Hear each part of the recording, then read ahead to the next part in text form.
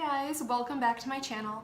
So today I was talking to a friend and she said that she would be interested in seeing me do a video or a beauty tutorial on ways to get ready fast or a makeup look for maybe a mom or somebody who doesn't have a ton of time in the morning to get ready. So I decided to film this look. It didn't take much time at all to do.